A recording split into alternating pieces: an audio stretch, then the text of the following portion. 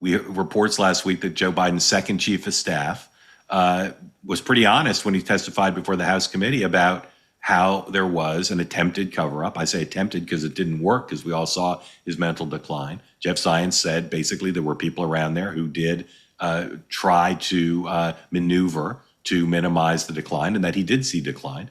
But then the other thing is Harris says in the book, and this is something that got early attention, it hasn't gotten attention so far this week, that she was poorly treated by Team Biden, that they didn't defend her, they didn't try to support her when she was attacked. The opposite is true. Even though she'd been critical of Joe Biden during the campaign in 2020, and even though there were people who didn't want her picked for that reason, I have never seen such level of support for a vice president, because they felt obligated to do it. They wanted to make sure she was ready to be president, and they didn't want her to be embarrassed. And they spent an enormous amount of time bucking her up, contrary to what she says in the book, which is the opposite. And part of the motivation also was Joe Biden was as poorly treated as any vice president in our lifetime by the Obama folks who didn't respect him. And he said, that's not going to happen on my watch. So all that is my wind up to the question, which is, what's the lesson here for what's happening with this president and this vice president, who I think have a uniquely supportive relationship? I've never seen teammates like this. Am I overstating it, or are they doing it the right way in terms of how Team Trump is treating JD and how JD is behaving? Talk about how they're doing it that's different than what we've seen Clinton, Gore, even Bush, Cheney, who had their conflicts. Yeah, I think there's a genuine respect and mentorship of JD Vance under Donald Trump. I do think it's working well. You can see them when they're together. They enjoy each other's company. You can see when they walk in a room and just watching the B-roll, they actually smile at each other like, hey, buddy, like they're friends. That is what you need in a presidency and a vice presidency, I think, to work well, because I also think when things get tough, if you feel like you genuinely have my back and you are a teammate, it just makes you're going to war together. You're on the same track together. And look, I think what you're also seeing from Donald Trump this time around, he learned from 2016. He's being a lot more loyal to his cabinet members when they have a bad day. And before, sometimes he'd kind of let them in 16 through 20 kind of hang out there on their own, and then he'd start to criticize. If you notice this team, and I mean, I literally sat next to them at the funeral, and I know most of them well, they also act like a team. Like I'm looking at them, and they were sitting there, and I walked over and said hello to a lot of them I'm friends with. But like they're communicating, they're talking, they're hugging, they're laughing, they're friends. And you don't see that in a lot of cabinets, because a lot of people are trying to find their power and get their headlines, and I'm more important cabinet member than you are. I'm not seeing that this time. It's very unique, and I think everyone should do a little study on this. Can it keep up for 4 years? The closer we get to the presidential, some of that's going to change, right? Because there's people in the cabinet that are going to run. I think Rubio is a great example of that. Clearly, he's looking at it. I think others in the cabinet are going to look at it as well. And that may happen where you have some of those division. But right now, they are a team, and JD and Donald Trump are setting the example. Yeah, Meghan, Ben is right, I think, in the main, although we could cite some conflicts, right? We've seen Scott Bessent, for instance, have some pretty high publicized conflicts, and Howard Lutnick has had some rough spots with people. We've seen a few White House departures based on that, but that's the exceptions that prove the rule that I think Ben's right about. How would you explain, Meghan, as a sociologist and student of Donald Trump, how is Donald Trump presiding over a very high-profile cabinet, but one with, as Ben correctly says, far fewer, much more loyalty, much more camaraderie than you normally see in a government? I think it's very clear he learned the lessons from his first administration, that loyalty goes back and forth and is important.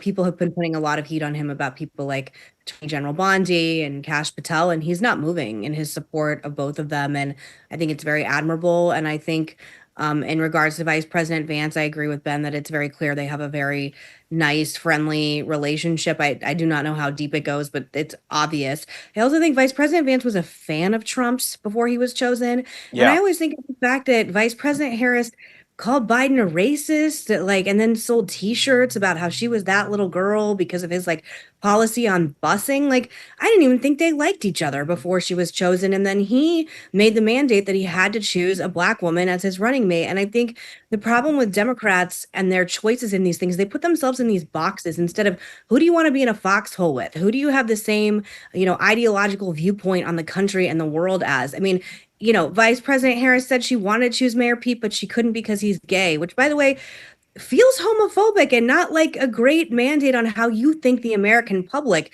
feels about gay people. And if you look at data, it's actually like overwhelmingly positive that the American public does not have a problem with homosexual people serving in office. So I don't even know where that came from. So I think part of the problem with Democrats is they're just in this loophole of identity politics, and it's going to kill them metaphorically. Like it's just going to kill their chances at anything. Choose who you think would be best, roll the dice. Politics is also gambling, which I think people are missing in all of this. You are not entitled to be president. You are not entitled to be vice president. You are not entitled to be treated well.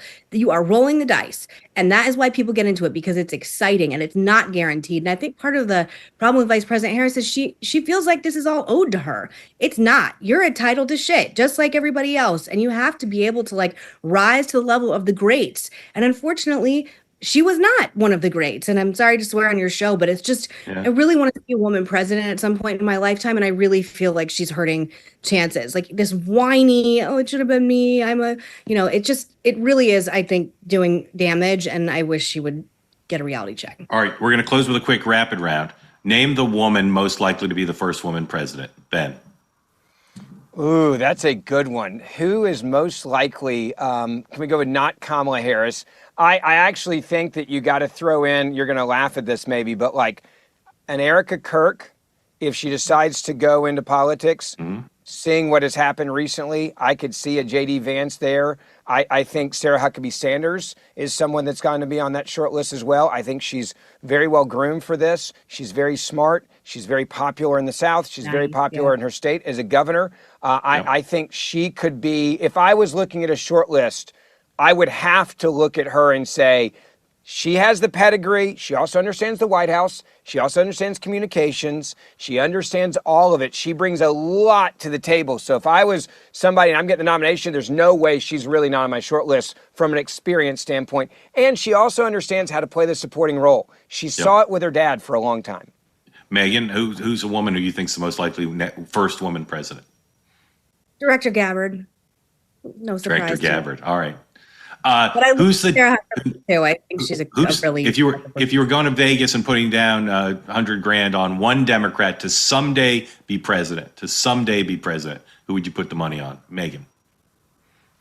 Oh my gosh, they're all so bad. I'm so sorry. I really think their bench is just really very weak. Oh my gosh. Someday I would pick none of the above.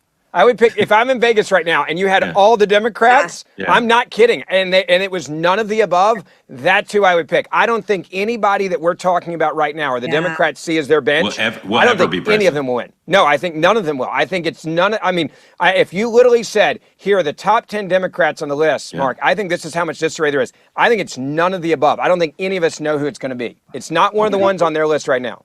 Just someone who brings joy to running for president. I think they're very joyless and there's no humor. I always say like that's the biggest problem with people on the left when they're running for office. And I think whoever can bring that back and understand that it's also meant to be fun, which Trump clearly understands, will happen. But I agree with Ben, and I'm really not saying that because we're partisan. I'm saying that because I'm so unimpressed with everyone, and I think people trying to shove Gavin Newsom down my throat, like I'm not gonna remember everything he's done. Talk to Spencer about what he's done to California, and look, I like a healthy democracy. I like two healthy parties, and I bring no joy in the fact that I do think the Democrats are just in complete disarray.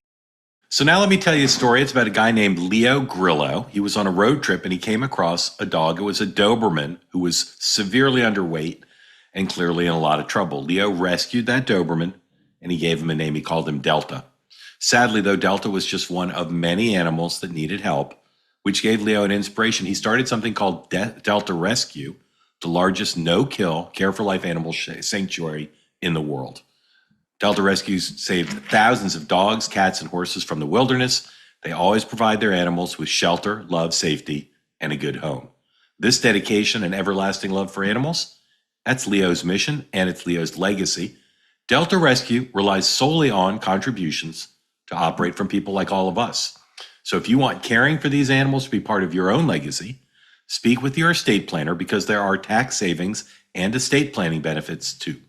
You can grow your estate while letting your love for animals live well into the future. Check out now the estate planning tab on their website to learn more and to speak with an advisor. We call a dog man's best friend for a reason. You can help those who need it most. So please, right now, visit deltarescue.org to learn more. Again, go for more information to deltarescue.org.